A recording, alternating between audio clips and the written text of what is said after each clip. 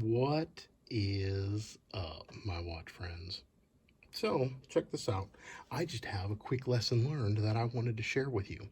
And this comes with kind of also an announcement that says, going forward, if you have noticed in my prior videos or my past videos that I can't keep dust off of some of these watches and their dials, right? I just can't do it. So let's see. Let's open up those. Is there dust on there? No, I'm good now. But if I pull one out of the box, right, then it's going to have dust on it, right? And so here's what I've learned. These are the inserts for almost all of my watch boxes. Now this one's gray and this one's kind of a beige color, but you can see they're pretty standard construction, and the watch just easily flips on here and sits very soft and securely into my watch boxes, right? So that's fantastic. However, here's what I found out. If I do like this, if I get one out, there's going to be dust all over this thing, right? And so the other day I went and filmed several videos. So if you don't know, sometimes I queue up my videos. I go in spurts, right? I'll try to sit down and I'll film a handful of videos at a time, and then I put them in queue with my wife to edit them or for us to organize them to see when they're going to air on the channel. And I spent like an hour the other day cleaning up all the dust. I've got microfiber towels. I've got these that I use. I try to wipe them down, right? I wipe everything down. Nope, that's not it. Well, one, I've got a whole stack of these, right? So you can't even use these too much, or eventually, they go. So I've got a stack of them here so that I can put them in the wash, right? Clean them off, get the dust off of them. And then I even try to use this dust off, right? This spray dust to keep the dust away. And I had the things looking immaculate. And then I have a watch box sitting here next to me. Not those. Those are for display and for storage, right? But I have a watch box that's got these inserts right here in it. And I ain't gonna lie, they're so soft. They're so smooth. And when it comes to protecting your watches, like, I can feel pretty confident in that, right? Because they're so soft. There's no way that's gonna hurt your watch, right? But the problem is you get these in and out, and the walls of the box are lined in the same stuff. And before you know it, you've got dust all over your watch again. And so, I don't know, I had an epiphany after filming all of those watches the other day and then watching them in post-production. And when you film in 4K, right, there's like no forgiveness. There's just not. And so you see every little speck of dust. You see every little everything. And I was watching it in 4K and I was so disappointed. And so then I realized it's coming from these inserts. And so what I'm going to do going forward is I'm switching it up. Well, one, I'm still going to use these because I'm too cheap, right? I'm not going to get rid of these boxes that I have that have this felt, kind of suede, whatever this is, felt liner. But I'm not going to allow this anywhere near my quote unquote studio that I've got going on here, right? I am only going to use these leather ones going forward out here. And so that is what is in those cases back there, right? I do have the leather ones in there, and all of my watch winders have these leather ones. And I say winders plural because I've got a whole bunch of them. I know. They're not cheap, and they're an investment, and they're debatable. A lot of people are like, oh, they're gonna damage your watch, and oh, okay, whatever, dude, whatever. No, they're not. Your watches are made to be worn and wound. Do you need to get them serviced? Yeah, get them serviced, like changing oil in a car. But a winder's not going to kill your watch. Or I'll say this, if a winder kills your watch wasn't good enough quality to begin with. And I say that as somebody who loves the Chinese specials, okay? My seagull movements and all that. But anyway, yeah. So here's the trick. So they got these. These are pretty cool, actually, because you see they've got an inner and outer ring, depending on the size of your wrist, and especially for bracelets. Mine, I have a bigger wrist, so I've got to use this outer ring. But the way it works is this, you put your watch on that, and then it sits right up there in the watch winder, and it holds it secure. And then those back there don't have it, but the other watch winders I have, up in the front, it's got little cubbies where you can set these across, and it'll hold 6 or 8, depends on how big the watch winders. I've got some 2 winders, I've got some 4s. And when I say 4, it means it'll actually wind 8 watches, because each little pod has 2, as you can kind of see back there. And so, but anyway, but yeah, these are pretty cool. But here's the beauty of it, right? You just rub that, rub it, rub it, rub it. There's no dust. There's none. There's no dust. And so, again, maybe y'all don't have OCD. I don't know. Dust drives me nuts. And I love how soft this is, and I love how protective they are in my watch boxes. But yeah, I can't allow these anywhere near where I'm filming anymore. And the watches, when I take them off of here, you know, especially if there's any kind of static or anything like that, I just can't have all that dust on it. So, yeah, oh, there's the random Rob swiping game, right? I know why he does it now. I'm curious, Rob, if you're watching this, do you use these felt-lined box inserts? And if so, might that be what is causing the dust for you? I don't know. I'm convinced it is for me, despite all my efforts to keep these things clean. I'm switching over to these leather ones because they don't kick off any dust, and that's my lesson learned. So anyway, a little bit of like a rant video. Oh, here's the announcement part. Going forward, if dust has driven you nuts in my past videos, it shouldn't going forward, because now that I've learned this, I won't have dust all over all the watches the way that my other videos did. So, yeah, that's where we're at. So keep following along. I'm going to keep filming in 4K. I'm going to keep trying to show you watches. I'm going to keep doing side-by-side stuff. You know, I think the 2 other channel announcements I'll throw in here real quick.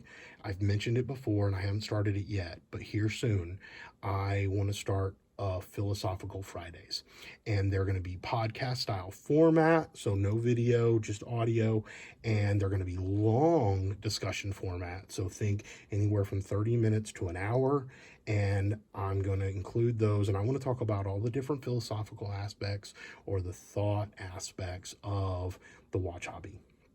So that's that one. The other one that I plan on doing quickly, or in the near future, I can't say quickly, I'm going to do a bunch of state of the collection videos, and I am going to do a bunch of videos where I talk through comparing the watches in my collection in an attempt to narrow down what is a keeper. Now, again, this is going to be what is a keeper for me. I am going to want y'all's input, though. The reason I want to do those and air them and share them with you is because I want to know, are there things that I'm not considering when I try to narrow down which watch gets kept and which watch gets sold? So, for example, this white Zelos in front of you, it is a keeper. I love everything about this watch, so that's a no-brainer for me. But I've got several other Zelos that, despite my love for them, they're not going to be keepers. I've got G-Shocks coming out of my ears. I've got to be able to narrow down which ones of those I want to keep and which ones of those I want to get rid of. And so when I do that, here, I've got some just sitting here. Let's just start looking. I've got them all in the background. Oh, here, this is a whole thing. Rack, can I put that in here? There we go. There's a whole bunch more. What is that? Can you see it? That's the NASA one. But when you look at all of these, okay, so which ones of these do I want to keep? And which ones do I want to get rid of? Which ones do I want to put in projects? You know, some of these are project watches. You can see this red one right here. This is actually the second one of that, because if you look back there is what I call my Superman watch. The module in this red one got harvested and went into that case back there, that band and bezel kit, to make that Superman watch. Now, here's the other thing that I struggle with. You've heard me talk about the combi bracelets before. When in doubt, I put this on. When I'm in a hurry, I put this on. When I don't have a desire to wear a watch, I put this on. And yeah, that does occur. There are some days, especially because I'm not a morning person, man. I hate mornings. I don't sleep well. And so I wake up in the morning and I know I need to put a watch on because I got to keep track of time because my calendar is insane. My calendar is more insane than my watch hobby is, if you can imagine that. And so I've got to keep track of it all. But 9 times out of 10, so with everything going on, and you know, I've shared it before, my father-in-law recently passed away. We have been so busy, I've just been wearing this watch nonstop. Now, again, I've got this on because I'm about to send it back to my buddy who let me borrow it. I'm trying to enjoy the last little bit of it before I send it back and before I end up going and buying one. But, yeah, this blue one, which I put it on this V1 Combi, this is my favorite watch. So let me ask you all this. Now we get into the one, or that debate, one watch versus 20 watches, right? What's the perfect collection size? I don't know. I'm way over 300 watches right now. So if that gives you any kind of an estimate on what you're going to see on my channel coming forward with the state of the collection videos and me narrowing it down, I've got way over like 300 watches. I'm probably pushing closer to 350 at this point, just because I've been doing the collect them all with the G-Shocks here. So here, let me just keep doing GA 2100s. Yep, I've been in the collect them all mentality. Let's just do some reaching. Okay, here we go. Here we go. I got another one sitting in the other, no, I've got two sitting in the other room. Oh, I've got a couple in my watch box because I did mods with them and I put them in the G-Shock kits. Let's see here.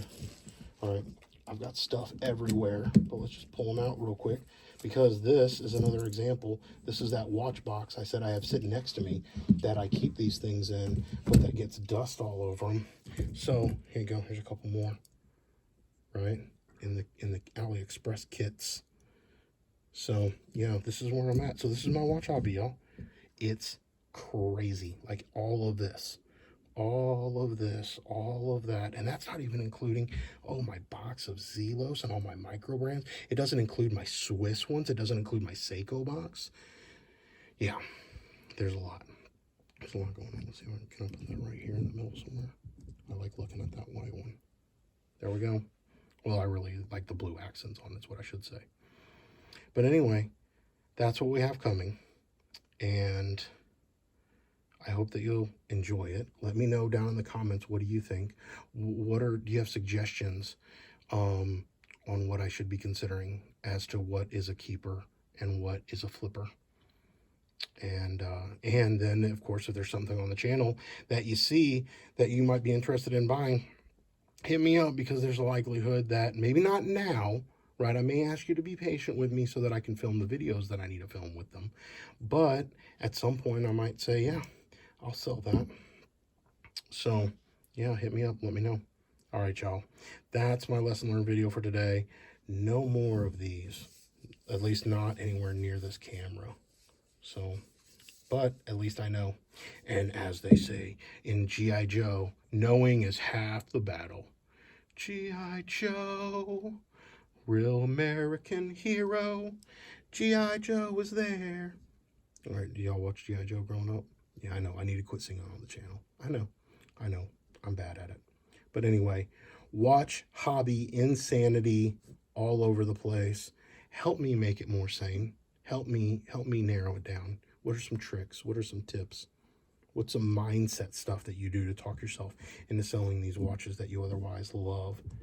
You know, how can I convince myself to sell this watch even though I don't want to?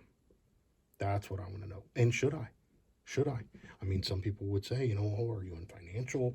No, I don't need to sell any of these, right? But other than to keep things sane, right? Just to keep, because this is insane.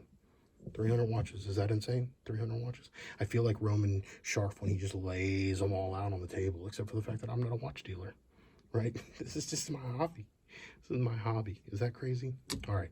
I'm rambling. Y'all let me know what you think. What are your tips and suggestions? I really am curious, and I want to have more community aspect down in the comments. So, I'm going to try to get engaged with that when I have more time. But anyway, until we talk again, my friends, please remember what really matters. And that's none of these watches, or any other watch for that matter. Keep the insanity sane.